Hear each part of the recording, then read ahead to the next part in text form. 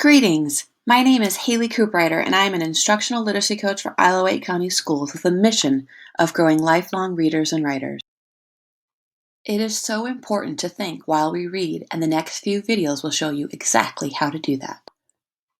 We think while we read so that we can understand what we are reading, or comprehend.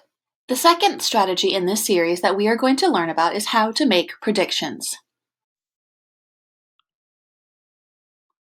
Today we're going to talk about predictions.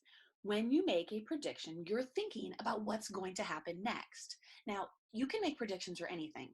A show that you're watching on TV, baking, you can make a prediction for how it's going to turn out. What's going to happen in your day, you can make a prediction for that. You can even make a prediction for the weather. So predictions are really just thinking about what's going to happen, and you use all kinds of clues in order to help you make your prediction about what is going to happen. You can also make predictions while reading. When you make a prediction and when you're reading, you're thinking about what's going to happen next in the story, or you're thinking about what you're going to learn about in the story if it's nonfiction. So you use two things in order to make your prediction. You use the author's clues that he or she wrote, and you use the illustrator's pictures or whatever they have created in order to make your prediction. And then, of course, you have to have your brain, right? We are thinking about what's going to happen next. So we have to take the author's clues and the illustrator's clues, and we put them together to make our prediction. We're going to practice that today with one of my favorite stories called I Saw an Ant on a Railroad Track. It is one of my favorites. I just love, love, love this story.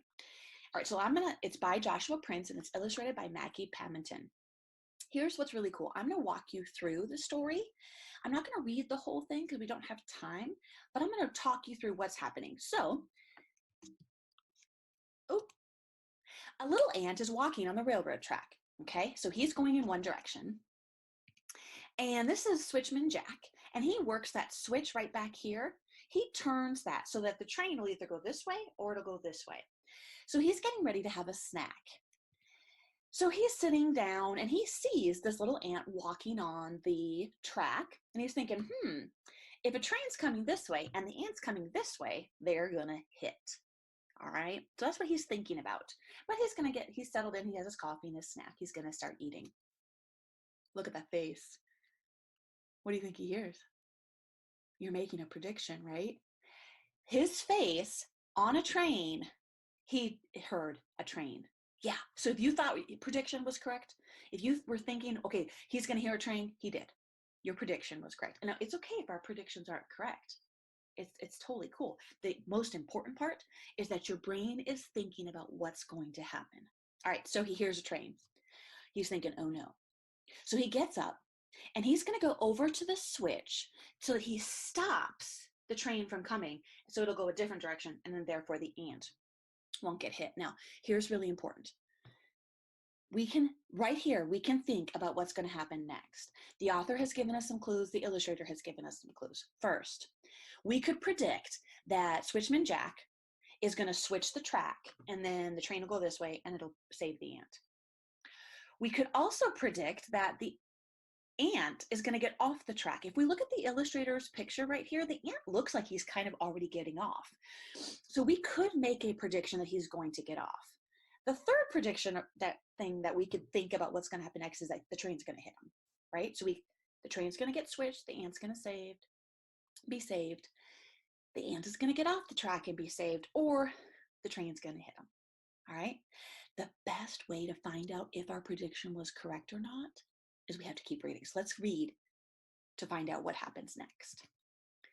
But the train kept coming toward my shack. The deal was raw. The deck was stack. The ant kept walking tickety-tack straight toward the train on the railroad track. Now, based on this new information that the author gave us, we might predict more along the lines of that the train is going to hit the ant, right? The ant didn't get off. He's still on the track. And it looks like Switchman Jack is having a hard time. So my prediction is more leaning towards, I think the train's going to hit the ant. Oh my goodness. Still closer charged the swift smokestack, a huffing, hurling clouds of black, as I pulled and prayed for the strength I lack to switch the switch on the railroad track. If you're wondering, yes, Switchman Jack did write the story. He's the character, and he's also the narrator. Oh my gosh, you guys. So our prediction of Switchman Jack switching it, that really doesn't look like it's going to happen because it's not doing it. And the ant still didn't get off, and look how close that train is. Are you predicting, or are you thinking that the train's going to hit the ant? Let's keep reading to find out. But the switch was stuck, oh room to rack. The cold steel wheels would soon attack that wrong way ant on the wrong way track, just out a searching for a snack. Oh no, we have even more clues now. The switch can't get changed, the ant's still on the track, and look how close it is. I think what's going to happen next is the ant's going to get hit, even though that'd be a really sad story, wouldn't it? What? All that time and the ant did get off. One of our predictions was correct. Then just before the awful smack, the ant turned off the railroad track, made a beeline for my brown lunch sack as the train whooshed by, screaming, clickety-clack. Now, I did not predict that he would get off of the sandwich. That would have been, that's actually pretty clever. Yeah, he would want. Ants always go for food, don't they? Yeah. And then look at, I love Switchman Jack's face. He's so happy now that the ant was saved and didn't get. And then there's the ant, just happy as could be. It almost looks like the ant didn't even have any clue what was happening, doesn't it? Yeah. Finally, they lunched together and they ate. Now, even though the story is over, there's no more, we could still make a prediction about Jack. Do you think Jack would still continue to help any animal that he saw? I do too. He seems so nice. He already tried to help the ant. So I think any animal that came into need or would need some help, I think Switchman Jack would definitely help them too. So making predictions is when you think about what's going to happen next in a story. It could be fiction story like this. It could be a nonfiction story, or it could be anything that you're thinking about. What do you think is going to happen next? We use the author's clues when we're reading, and we use the illustrator's clues when we're reading as well.